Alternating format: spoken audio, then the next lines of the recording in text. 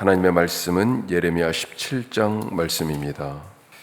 오늘 이 17장 말씀 크게 세 부분으로 나눠볼 수 있습니다. 우리 읽으신 것처럼 11절까지는 유다와 예루살렘의 그 죄악의 모습을, 그리고 그에 대한 하나님의 말씀, 그 죄에 대한 하나님의 반응이죠. 그리고 12절에서 18절까지 중간 단락은 예레미야의 고뇌. 이 지금 예레미야는 뻔히 다 보이는 거잖아요. 그래서 갖게 되는 예언자의 고뇌와 또 자기 사역에 대한 변호, 이렇게 생각해 볼 수 있고요. 마지막 19절 이후는 딱 드러나죠. 안식일을 지키지 않고 있는 그 지금 현재 일어나고 있는 명백한 죄악의 문제, 그것에 대한 고발, 이렇게 세 단락으로 나눠볼 수 있겠습니다. 각 단락마다 우리가 하나씩 말씀을 오늘 생각해 보면요, 첫 번째로 저절로 되는 형통한 삶, 그런 삶이 있어요. 저절로 되는 형통한 삶을 살아가자. 자, 4절까지는 유다의 죄가 얼마나 심각한지 보여줍니다. 1절부터 딱 나와 있죠. 같이 다시 한번 읽어보면요, 1절, 유다의 죄는 금강석 끝 철필로 기록되되 그들의 마음판과 그들의 제단 뿔에 새겨졌거늘. 죄가 지금 마음판과 제단 뿔에 새겨졌다. 금강석 철필로 지워지지 않는다는 거죠. 원래 유다의 마음판에 새겨져 있어야 할 것이 무엇입니까? 하나님의 말씀 아닙니까? 십계명의 말씀을 돌판에 새겨주셨고, 무엇보다도 마음판에 새겨라.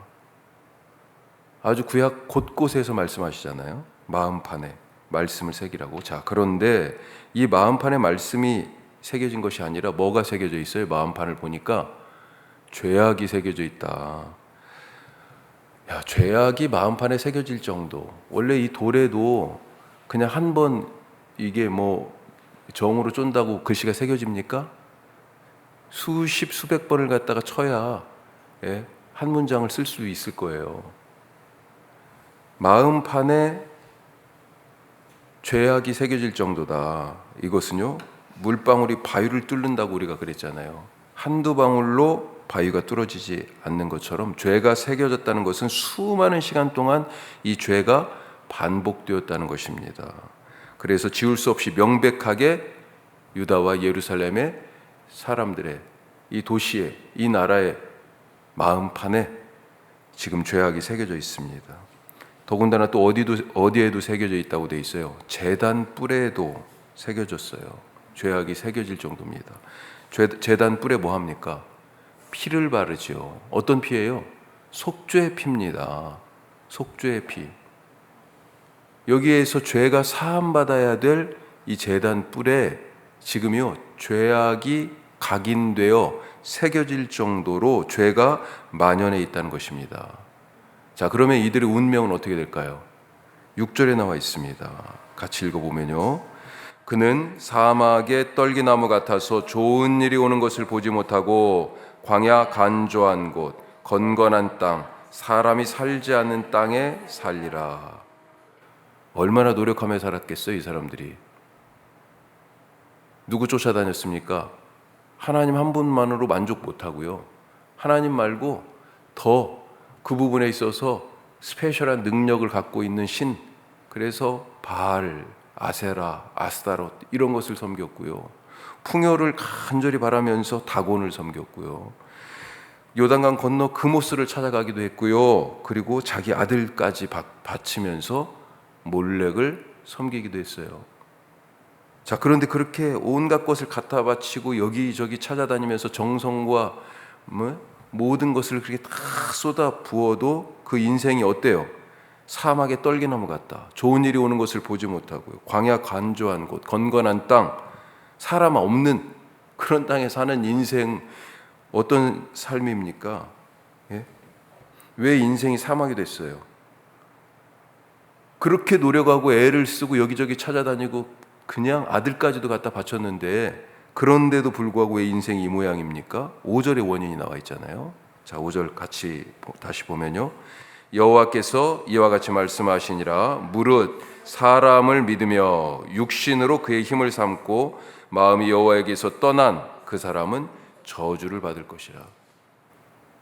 우리가 심판을 받는다 뭐 이런 말을 할 때 하나님이 그를 막 미워가지고 저주도 하나님이 막 저주를 퍼부어가지고 이렇게 생각하기 쉬운데 예수님 말씀이 있어요. 이미 믿지 아니함으로 심판을 받은 것이라. 자기 행위 자체가요 심판을 자초하고 그런 삶으로 들어가는 거예요.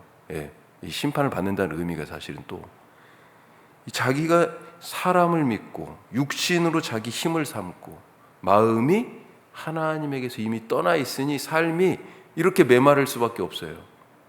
그렇게 애쓰지만 열매가 하나도 없어요. 당연한 결과라는 거죠.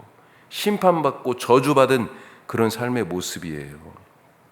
형통을 원했지만 막힌 길이고요. 성공을 원했지만 실패가 쌓이고요. 풍요를 원했지만 빈곤이에요. 맨날 가난해. 없어요. 쪼들려요. 평안을 원했지만 맨날 다퉈요. 그렇게 사는 게 힘들고 재미없고 메마르고 건조하고 냉랭하고 서로 눈치 보고 그러니까 하나라도 더 어떻게 뭐 갖고 살려고 아둥바둥거리고 예, 경쟁하고 치고 올라가고 차지하고 아유 얼마나 숨가빠요 이런 삶이. 하지만 이와 반대되는 삶도 있다는 것입니다. 자, 어떤 삶입니까? 8절 말씀에 있죠. 시편 1편에 있는 말씀하고 엄청 비슷해요. 예, 자 8절 보면요. 그는 물가에 심어진 나무가 그 뿌리를 강변에 뻗치고 더위가 올지라도 두려워하지 아니하며 그 잎이 청청하며 가무는 해에도 걱정이 없고 결실이 그치지 아니함 같으니라. 이런 삶 살고 싶지 않습니까? 예? 이 저절로 되는 삶이잖아요. 저절로 되는 삶. 물 근원에다 뿌리를 쫙 내리고 있는 나무. 걱정이 없습니다. 더위가 와도 가물어도. 잎은 마르지 않고요. 그렇게 무성하고 풍성하고 그걸로 그치는 게 아니고요. 열매가 있어요. 열매가 주렁주렁합니다. 저절로 되는 삶. 파릇파릇하고 따뜻하고 또 동시에 시원하고 풍요롭지만 절제가 있고요. 넘치지만 자기만 차지하지 않고 나누는, 예?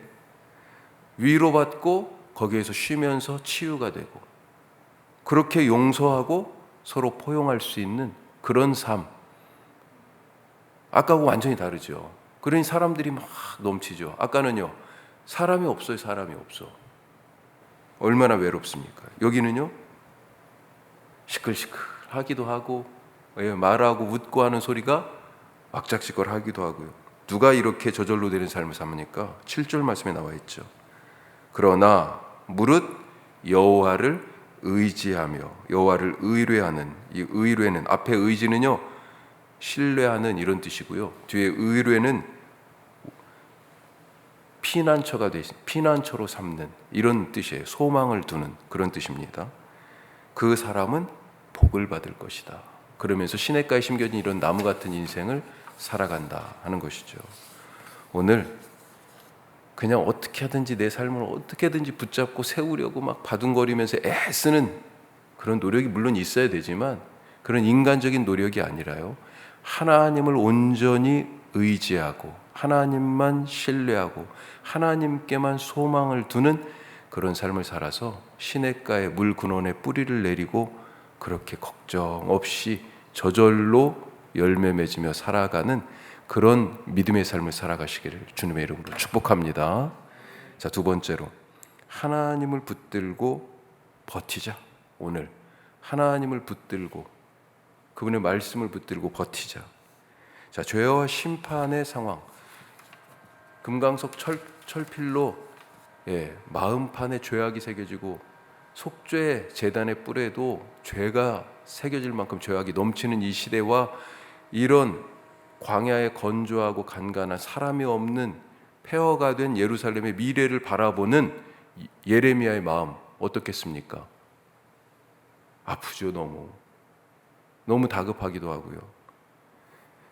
예레미야는 하나님이 알게 하셔서 이 유다와 예루살렘이 어떻게 될지 지금 미리 보고 들었습니다. 그래서 늘 우울하고 슬퍼요.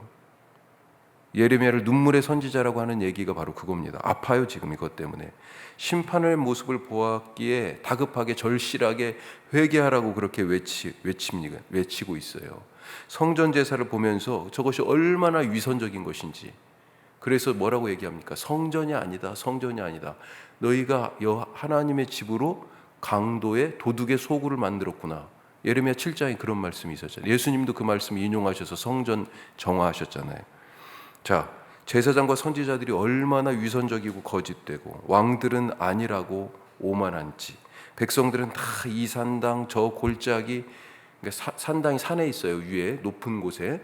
그러니까 높은 곳, 그 다음에 골짜기, 흰놈의 아들의 골짜기, 거기 가서 아들 잡아 바쳤잖아요.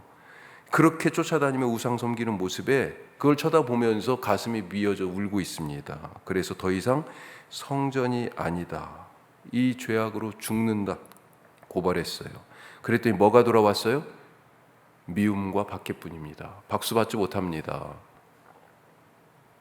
심지어 든든한 버팀목이었던 고향 아나돗 사람들마저 예레미야에게 등을 돌리고 입을 막고 살해 협박을 하고 있어요.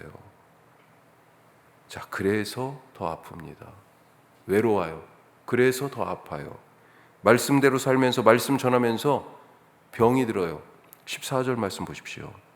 여호와여, 주는 나의 찬송이시오니 나를 고치소서. 아프단 얘기잖아요. 그리하시면 내가 낫겠나이다. 나를 구원하소서.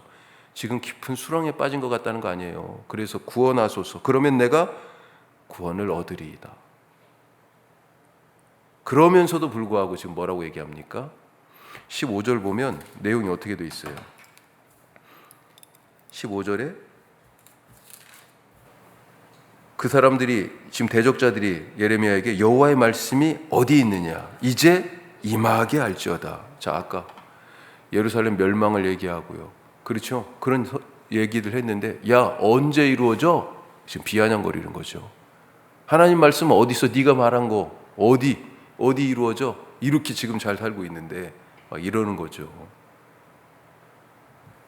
그런 비난과 조롱과의 위협과 살해의 협박, 이런 상황 속에서 예레미야가 어떤 다짐을 합니까? 16절에 보니까 나는 목자의 직분에서 물러가지 아니하고 주를 따르겠습니다. 이런 얘기하고 있어요. 이 아픔 중에서도, 이 외로움 중에서도요, 말씀의 직분에서 물러서지 않겠다. 주님 말씀 따르겠다. 오늘 우리도 말씀 따라서 이렇게 살아갈 수 있길 바랍니다. 쉽지 않죠. 용서하고 사랑하고 그렇게 하다 보니까 어때요? 섬기고 하다 보니까 아픕니다. 사람들이요, 이제는 맨날 손해보는 사람, 대충 무시해도 되는 사람, 이렇게 생각하기도 하고, 그래서 억울하기도 하죠. 분위기 파악도 못하고 자기 소신을 지키려니까. 그렇죠? 하지만 나는 말씀 따라 살겠습니다. 주님께서 낫게 하시고 고치실 것을 믿고 우리에게 주신 사랑의 사명, 복음의 사명, 은혜로 살아가는 삶을 선택하겠습니다. 오늘 그렇게 하나님을 붙들고 살아가시기를 간절히 바랍니다. 한 가지 더, 신앙의 기둥을 잘 세우자. 요즘 부실 아파트들 논란이 있죠. 아니 지하 이게 아파트가 그냥 20층 30층짜리가 막 서는데 밑에 지하실에 가면 막 기둥들이 보이잖아요. 그거 의지해서 서 있을 텐데 그것이 부실하게 되어 있다? 이거 얼마나 겁나는 일이에요. 예. 19절부터는 안식일이 지켜지지 않는 것에 대한 고발을 하고 있습니다. 안식일에 사람들이 짐을 지고 성문을 왕래해요. 그래서 그 왕래하는 성문에 딱 서가지고 왕들에게 다 외치라고 지금 얘기하잖아요. 왜 이렇게 되었습니까? 왜 안식일에도 사람들이 일하고 있어요? 이 눈앞에만 것만 봐서 그런 거죠. 눈앞에 것만 봐서. 그리고 삶의 목적이 잘 먹고 잘 사는 현실적인 성공, 이게 지금 세상 사는 분위기예요. 이것이 삶의 목적입니다. 안식일에 그거 쉰다고 먹을 것이 나와? 그렇죠. 이것은, 이 사람들은 지금 광야의 만나 이야기를 잊어먹었습니다. 그 옛날 조상들이 들려주던 그 광야에서 만나 먹던 이야기는 한낱 이제 동화예요. 동화. 옛날 이야기가 돼버렸어요. 잘 먹고 잘 살려고 아무 것이나 복을 준다니까 가서 막 아무 곳에나도 빌었습니다. 그렇게 바쳤어요. 그러면서요, 안식일 조금 어기는 것쯤이야 이해해 주시겠지. 이거 뭐 내가 이날 지금 이거 안 하면 얼마나 손해고 이것을 하면 얼마나 이익이냐라고 하는 것을 지금 계산하게 되었어요. 그러니까 광야에서 만나를 놓고 오늘은 더 많이 걷어야 되겠는데 라고 하는 그런 욕심으로 자기에게 할당된 그런 분량을 넘어서 그렇게 만나를 주워 담은 그런 욕심의 조상들하고 지금 다를 게 하나도 없다는 것입니다. 자, 그렇게 지금 예배의 기둥, 기도의 기둥, 말씀의 기둥, 이것이 하나씩 지금 무너지는 거예요.